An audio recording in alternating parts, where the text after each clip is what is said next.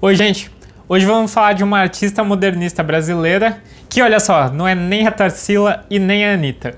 A artista que a gente vai falar hoje está muito ligada com a ideia da linguagem primitiva. Mas o que eu acho mais legal do trabalho dela é o processo criativo. Hoje a gente vai analisar Mina de Ferro, de 1979, da Djanira da Mota e Silva. Começando pela nossa análise visual, a primeira coisa que a gente consegue perceber aqui é que essa obra tem uma simetria bilateral de semelhança. Ou seja, o lado esquerdo e o lado direito são quase iguais. E a gente consegue perceber dois planos compositivos. O plano do fundo e o primeiro plano.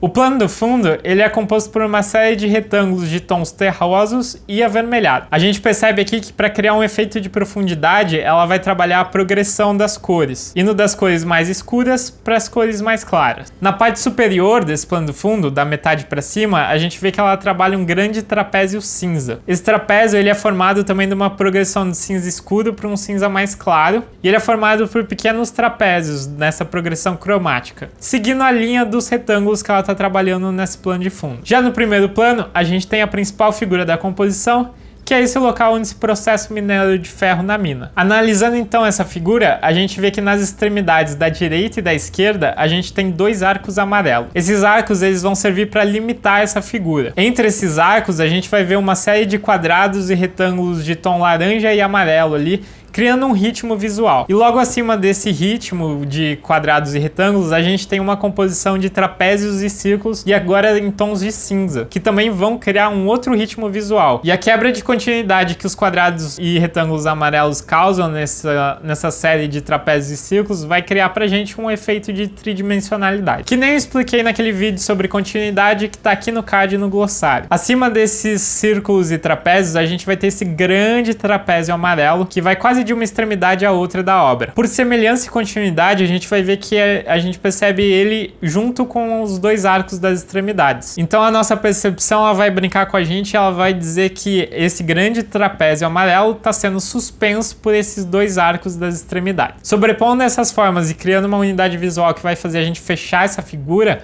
a gente tem essa grande forma de pregnância triangular composta por linhas marrom. E ela finaliza a obra. Passando então para os significados que a Djanira está trabalhando aqui, a gente vê aqui que essa composição ela é um signo figurativo. Ou seja, ela vai dar índices para a gente entender o que ela está querendo dizer. E o que eu acho que é mais rico aqui é como ela vai criar esses índices, porque ela vai trabalhar bastante a geometrização das formas. Então, por exemplo, no plano do fundo, a gente tem aquela série de retângulos em progressão cromática do marrom para um vermelho, alaranjado e amarelado. E eu não sei se vocês já viram uma mina de ferro, mas se vocês nunca viram, ela é assim, ó.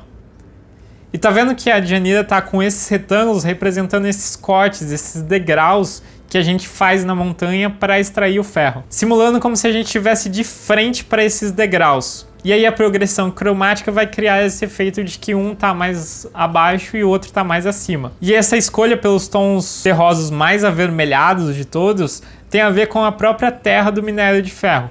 Quando a terra é muito rica no minério de ferro, ela acaba oxidando, igual uma peça de ferro enferruja e cria aquela camada meio alaranjada, a mesma coisa acontece aqui com a terra. E aí quando a gente vai para o local onde esse minério de ferro é processado, a gente vê que a Djanira ela faz questão de usar a predominância da cor amarela. E a cor amarela ela é muito ligada a equipamentos e ferramentas. Por exemplo, a gente vê bastante escavadeira, trator da cor amarela, e a gente vê algumas ferramentas de casa mesmo, furadeira, às vezes uma chave de fenda que ela vai vir na cor amarela. Isso acontece porque simbolicamente a gente atrelou o amarelo à atenção. E como esses são equipamentos que requerem a nossa atenção, a gente tende a fazer eles na cor amarela. Então a gente vê aqui uma construção social de um significado de uma cor, o amarelo como atenção. E já quando eu penso nos significados que essa obra causa em mim, a primeira coisa que eu vejo são essas cores vermelhas, essas cores de terra, esse monte de amarelo. Parece que essa obra tá toda em chama. Isso me dá esse grande calor. Mas ao mesmo tempo ela usa as formas bem retas, bem brutas, assim, esse monte de retângulo, essas formas de trapézio.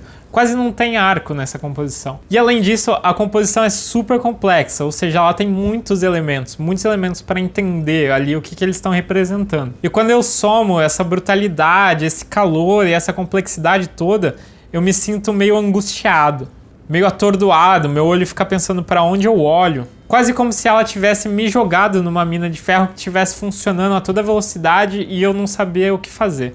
É isso que essa obra me causa, esse atordoamento. E agora vamos falar um pouquinho da história e do trabalho da Djanira. E a primeira coisa que eu acho legal ressaltar é que a Djanira ela é de uma pequena cidade do interior aqui do estado de São Paulo, que é Avaré.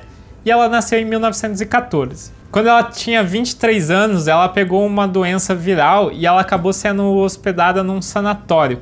Eu não sei se nos anos 30 sanatório era só um nome para hospital, porque hoje está muito ligado à saúde mental, né? Mas ela ficou nesse local para se tratar e foi ali que ela teve o seu primeiro contato com a arte. Ali que ela fez sua primeira produção. A gente pode dizer então que ela usou a arte como uma forma de encontrar um equilíbrio mental. Porque, né, a gente tá vivendo essa pandemia, a gente sabe como é difícil ficar preso num lugar. E ela tava lá meio presa, doente. E ela acabou se apoiando na arte para ajudar a se curar. Depois que ela se cura, ela vai procurar um lugar para viver que tenha um ar limpo. E ela vai acabar se mudando para o bairro de Santa Teresa, no Rio de Janeiro. É engraçado a gente pensar hoje que ela vai para uma capital. Hoje as capitais são super poluídas, né? Se a gente pensar no ar de uma capital, geralmente vai ser o ar mais poluído. Mas ela acaba indo lá para o Rio de Janeiro. E tem um paralelo que a gente pode fazer aqui com os poetas do modernismo que tiveram tuberculose e acabaram se mudando para Campos do Jordão.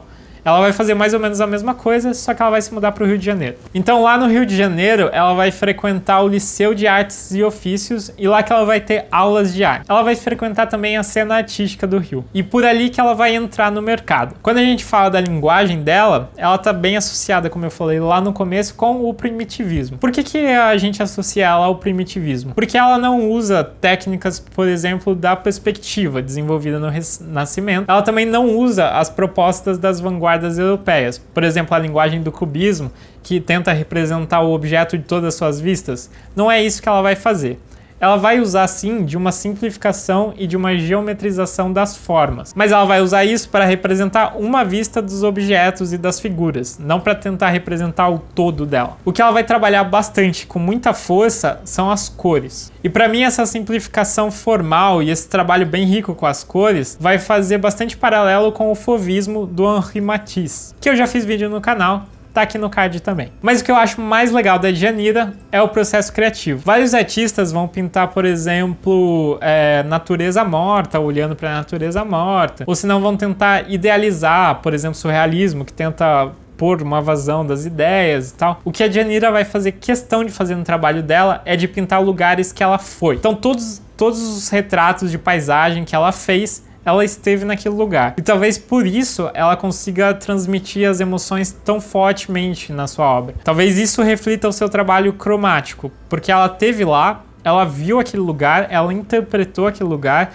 ela digere isso e joga na sua linguagem e coloca na tela. Pode ser isso que torne o trabalho dela tão potente. Esse processo criativo de fazer questão de só pintar lugares que ela esteve presencialmente. E esse foi o vídeo de hoje, gente. Me falam aqui se vocês já conheciam a Djanira. Se não, me falam o que vocês acharam do trabalho dela. Se vocês gostaram, curte, compartilha e se inscreve aqui no canal, que a gente está quase chegando nos 1000 inscritos. Me segue lá no Instagram para mandar alguma dúvida. E a gente se vê em breve por aqui.